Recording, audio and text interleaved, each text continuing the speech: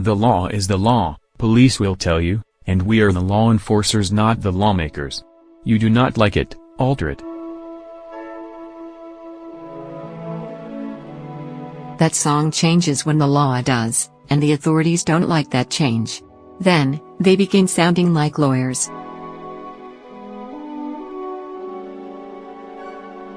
Take Local Law 47 of 2018, which took effect on January 11 and requires the NYPD to produce public reports on fare beating arrests and summonses broken down by station and race, age and sex 4 times a year, starting January 30. 79 days and no such report later, the bill's author, City Councilman Rory Lancman, has come out blazing with a letter to Police Commissioner James O'Neill accusing the NYPD of, well, breaking the law. Lancman, D. Queens, who now is chairman of the council's Justice System Committee, wrote Wednesday morning that, the first report was due in January, and good faith efforts to obtain this data, as required by law, are at a dead end. He says the data have to include a breakdown of arrests and summonses at each station by race, age and gender. The NYPD, though, interprets the letter of his law as requiring only a citywide demographic breakdown, according to one police official involved in the now broken down negotiations. And while everyone agrees that the law requires arrest and summons numbers for each of the system's 476 stations, the department wants to limit the public list to the 100 stations with the most arrests and summons.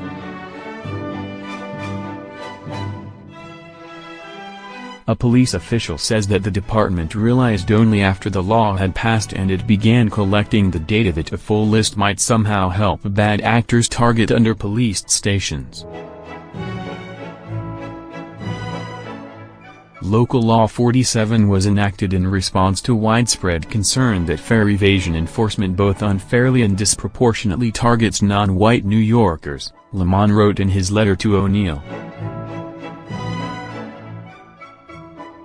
The department's failure to fully comply with the law would be a substantial blow to the public's confidence that policing policy in New York City is fair and non-discriminatory.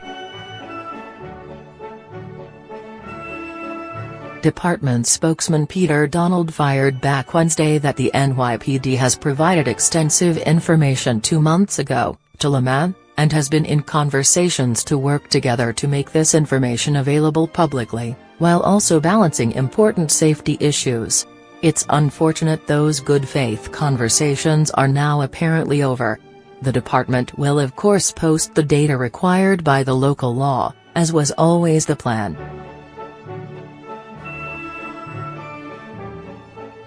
If the cops and polls can agree on anything, it's that good faith between them is in short supply. A report last year by the Community Service Society, using fare arrest and summons data provided by 2 public defender groups in Brooklyn, found enforcement is heavily concentrated at stations near high-poverty black neighborhoods, and that neither income levels nor criminal complaints fully account for this racial disparity. Lancman predicted that the fare beating numbers will show a similar racial disparity, one that also applies to marijuana and has stubbornly persisted even as the number of arrests has dropped. When the NYPD does get around to releasing the overdue station stats, the rest of us will be able to judge them for ourselves. Meantime, Mayor de Blasio likes to talk about transparency and neighborhood policing, which he says is coming soon to subway lines and stations. The amazing thing is I think what we found with neighborhood policing above ground, we're going to find underground. It brings out a whole different type of information than we had before, he said Monday. What we found about neighborhood policing that's so powerful is the flow of information stops crime.